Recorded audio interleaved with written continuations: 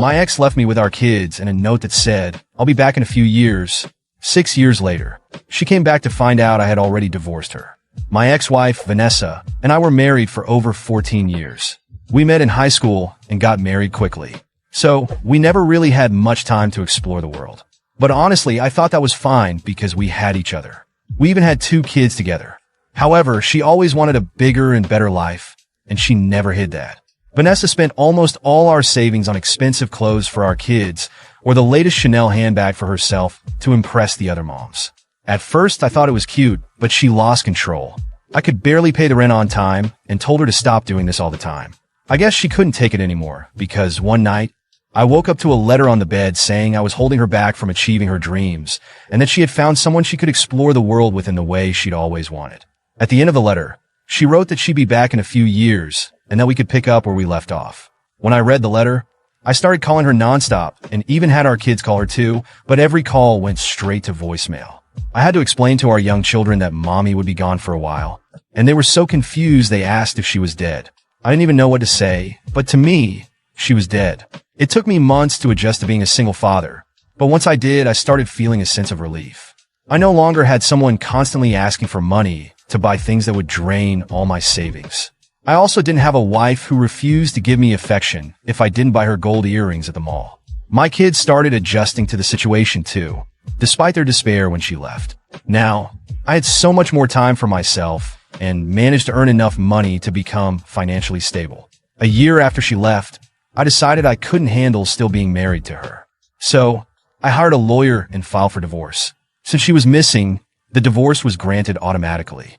I sold our house and found a charming cabin in the town I had always wanted to live in, but couldn't because Vanessa said it was too rustic. I felt like I was living in a constant state of happiness and started truly loving myself. For the first time, I didn't feel suffocated by complaints or the feeling of never having enough money to please Vanessa. I felt alive. By the 3rd year after she left, my kids no longer mention her name. 6 years had passed since Vanessa left our lives with that letter. One quiet Saturday morning, as I sipped my coffee on the porch of the cabin, I heard footsteps on the trail leading to the front door. My heart tightened when I recognized her silhouette, wearing an expression that was a mix of determination and regret. She had the same confident smile she used when she wanted something. The problem was, I already knew exactly what she wanted, to pick up the life she had abandoned. But this time, I wasn't having it. Vanessa didn't seem to notice my initial resistance. She smiled and said, "Hello, darling. I'm back as promised." Her audacity left me speechless for a moment.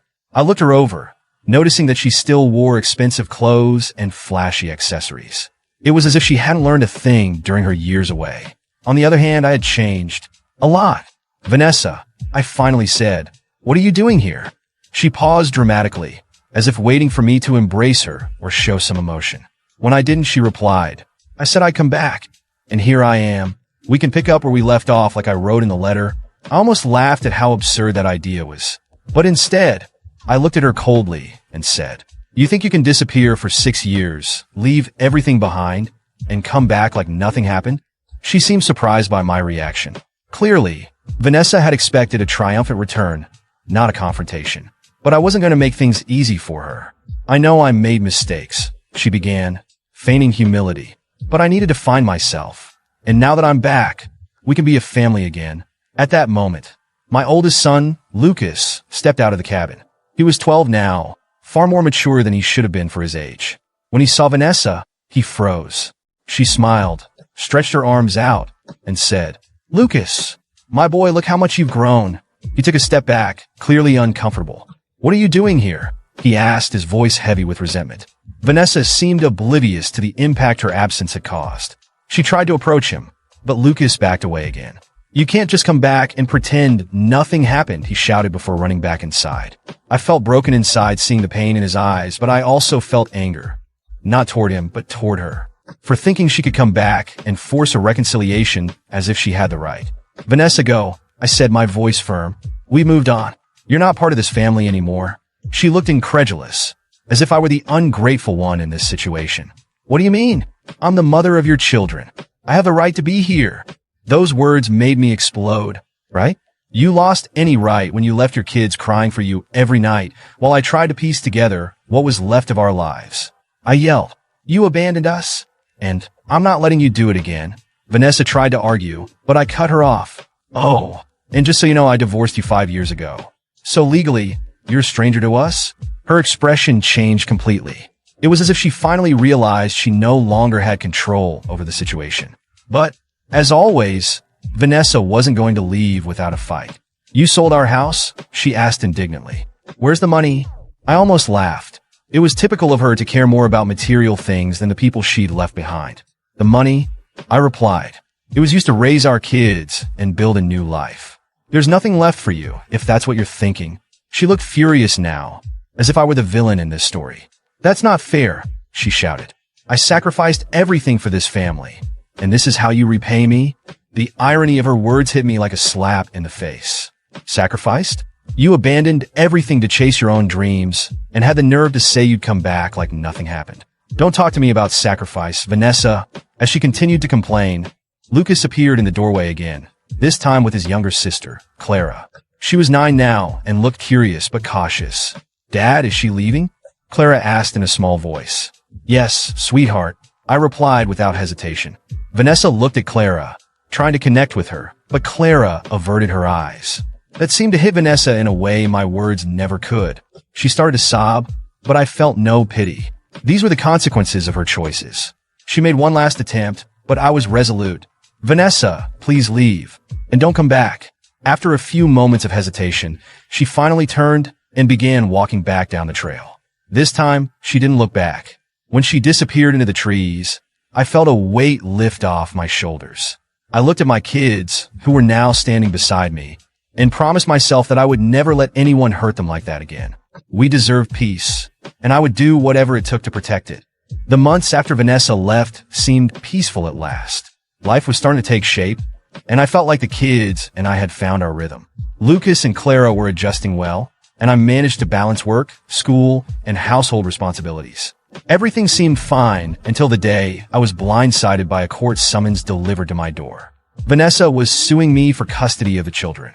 I couldn't believe it. How could she have the audacity to do this? After everything she put us through, how could she think she had the right to take the kids from me? The absurdity of the situation consumed me. I knew that, in many cases, courts favored the mother, and that filled me with dread. Even though I had been the only one raising Lucas and Clara all these years, I feared Vanessa's ability to manipulate people with her charm. The day of the hearing arrived. I was nervous but resolute. My lawyer had prepared me, but nothing could have prepared me for seeing Vanessa again. When she entered the courtroom, I was shocked. She looked completely different, dressed modestly, no makeup with a somber air.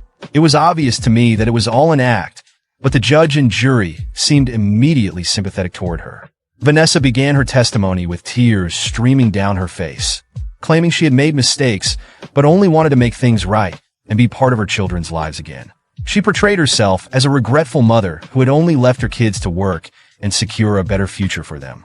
Every word filled me with more indignation. I knew it was a lie, but her tearful voice and feigned remorse seemed to be winning over the court. My lawyer reminded me to stay calm, knowing I'd have my chance to speak. When my turn came, I took a deep breath and started to tell the truth. Your Honor, I'm not here to attack the mother of my children, but the truth must be told. Vanessa didn't leave us to work or improve our lives. She simply abandoned us.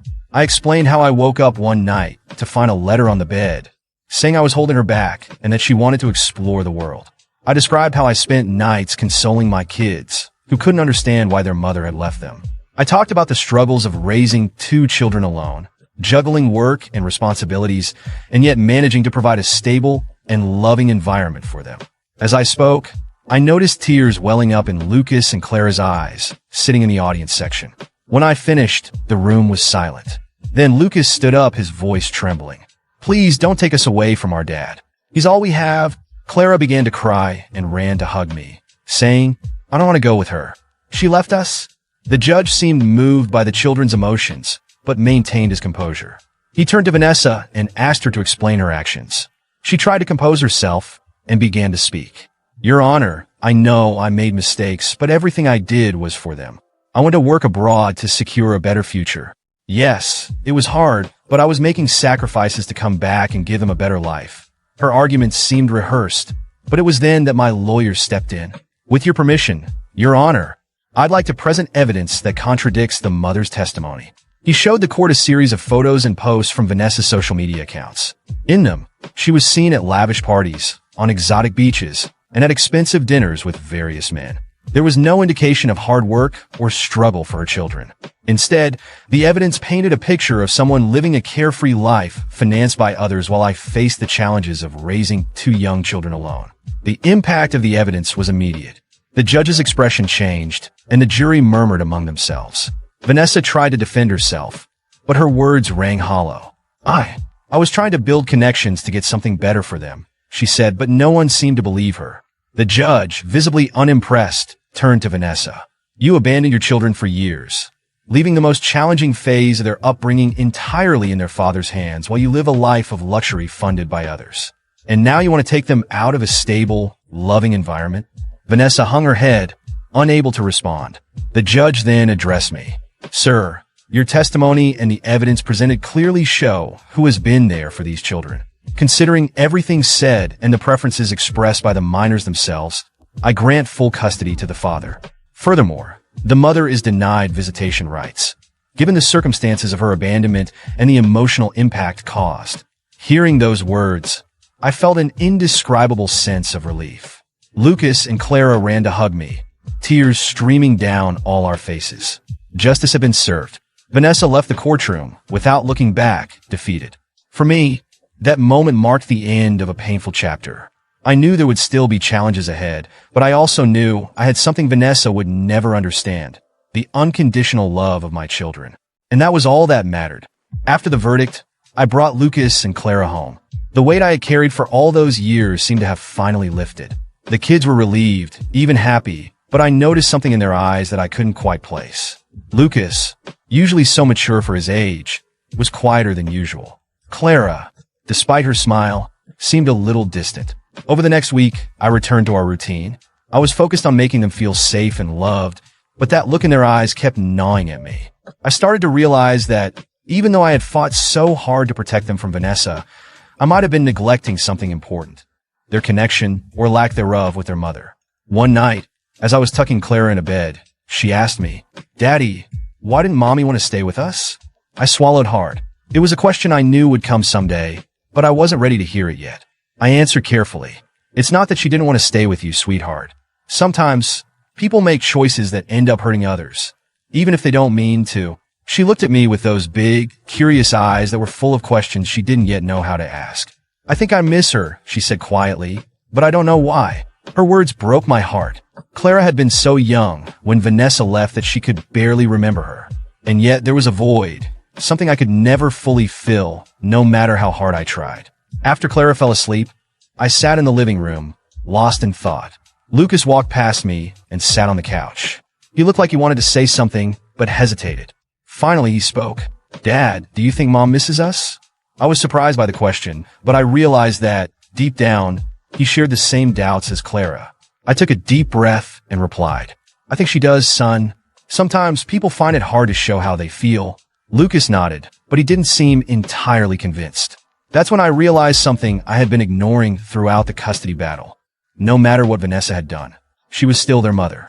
And no matter how much I had fought to protect them, I couldn't deprive them of at least having some connection with her. No child deserves to grow up without any memories of their mother. The next morning, I made a decision. I called my lawyer, who immediately sounded concerned when I told him what I wanted to do. You don't have to do this, he said. You won. The court ruled in your favor. I knew that. But this wasn't about legal obligations. It was about doing the right thing. I called Vanessa. She answered hesitantly, clearly suspicious of why I was calling. When I explained my intention, she was silent for a moment before responding. You'd really do that? I'm not doing this for you, Vanessa, I said. I'm doing it for our kids. They deserve to know you, even if it's just a small part of their lives. And so, we arranged for her to see them once a week, always in a public place to ensure everything remained safe and within boundaries. The following Sunday, I took Lucas and Clara to the park we had agreed upon for the meeting. Vanessa was already there, sitting on a bench, looking nervous. When the kids saw her, they hesitated for a moment. Lucas held my hand as if seeking permission. I nodded, and they both slowly walked toward her. Vanessa tried to start with a smile, but it quickly gave way to tears. She knelt down and hugged them, repeating, "I'm sorry," over and over. Lucas stayed back at first, but Clara couldn't resist and hugged her back. I watched from a distance, feeling a mix of emotions. There was still resentment, but at that moment, I knew taking this step was the right thing to do. It wasn't about forgiving Vanessa or erasing what she had done. It was about ensuring my kids had enough memories to form their own understanding of their mother. On the drive home, Lucas finally broke the silence. "Thanks, Dad," he said quietly. I looked at him in the rearview mirror and saw a small, genuine smile. Clara was tired, but seemed more at ease. In that moment, I knew I had done the right thing. From then on, the visits became a routine. I always kept my guard up, ensuring Vanessa didn't use these opportunities to cause more harm. But in the end, it wasn't about her. It was about Lucas and Clara. I still carried the scars of what Vanessa had done, and perhaps I always would. But seeing my children smile and build memories that, despite everything, included their mother, reassured me that I was on the right path. No child deserves to grow up without memories of their mother, no matter how flawed she may be. And above all, my kids knew they could always count on me because, in the end, my love for them was the one thing that would never fail.